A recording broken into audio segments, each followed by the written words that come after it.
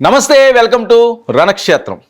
ఆంధ్రప్రదేశ్ రాజకీయాల్లో 2024 సార్వత్రిక ఎన్నికలు, అధికార ప్రతిపక్షాల మధ్య యుద్ధ వాతావరణం. పలు నియోజకవర్గాల్లో ఈసారి ఓటర్లు ఏ పార్టీ వైపు మొగ్గు చూపిస్తున్నారు?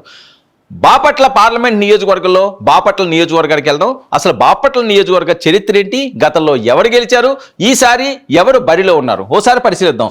బాపట్ల నియోజకవర్గ విషయానికి వస్తే ఇక్కడ ఉన్న మండలాలు బాపట్ల, పిట్టలవానిపాలెం, కర్లపాలెం. ఇక ఇక్కడ ఉన్న పురుషులు 92,605 కాగా స్త్రీలు 96,477, ట్రాన్స్జెండర్లు 6, మొత్తం 1,89,088 మంది ఓటర్లు. ఇక రాజకీయ సామాజిక చరిత్ర విషయానికి వస్తే కమ్యూనిస్ట్ యోధుడు వేములపల్లి శ్రీకృష్ణ మాజీ గవర్నర్ కోనా గెలిచిన సీటు ఇది. కాంగ్రెస్ నుంచి గాదె వెంకటరెడ్డి, వైసీపీ నుంచి కోనా రఘుపతి 2 సార్లు గెలిచిన చరిత్ర. ఇక రాజకీయ సామాజిక చరిత్ర, కాంగ్రెస్ 7 సార్లు, తెలుగుదేశం 4 సార్లు, వైసీపీ 2 సార్లు ఇక్కడ విజయాన్ని సాధించింది. 5 సార్లు బ్రాహ్మణ, 2 సార్లు రెడ్డి, క్షత్రియ, కమ్మ అభ్యర్థులు గెలిచారు. గత 2 ఎన్నికల్లోనూ వైసీపీ అభ్యర్థి కోన రఘుపతి గెలుపు సాధించారు. ఇక సామాజిక ముఖ చిత్రం, ఎస్సీ 21, పల్లిరెడ్డి 14, కాపు 12, యాదవ 10, ముస్లిం 10, గౌడ 6, ఇతర కులాలు 27% ఉన్నారు. 2014లో ఎవరు గెలిచారు? 2014లో కోన రఘుపతి వైఎస్ఆర్సీపీ అభ్యర్థి ఇక్కడ విజయాన్ని సాధించారు. ఆయనకు వచ్చిన ఓట్లు 71,076. ఆయన మీద ప్రత్యర్థిగా ఉన్న తెలుగుదేశం అభ్యర్థి అన్నం సతీష్ ప్రభాకర్కు వచ్చిన ఓట్లు 65,263 కాగా 5,813 ఓట్లతో కోన రఘుపతి విజయాన్ని సాధించారు. 2019లో ఏం జరిగింది? 2019 ఎన్నికల్లో కూడా మరొకసారి ఫ్యాన్ గాలి ఇక్కడ వీచింది.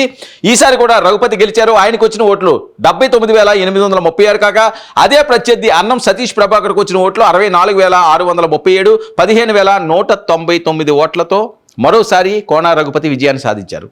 ఇక ఈసారి బరిలో ఉన్న అభ్యర్థి ఈసారి తెలుగుదేశం పార్టీ అభ్యర్థిని మార్చింది. వేగేసిన నరేంద్ర వర్మకి ఇక్కడ టికెట్ ఇచ్చింది. అయితే మళ్ళీ హ్యాట్రిక్ కోసం కోన రఘుపతి బరిలో ఉన్నారు. వైఎస్ఆర్ కాంగ్రెస్ అభ్యర్థి విషయానికి వస్తే తండ్రి కోన ప్రభాకర్ రావు న్యాయవాది, నటుడు, నిర్మాత, దర్శకుడు, 3 సార్లు ఎమ్మెల్యే, మంత్రి, మహారాష్ట్ర, సిక్కిం, పాండిచ్చేరి మాజీ గవర్నర్ కూడా.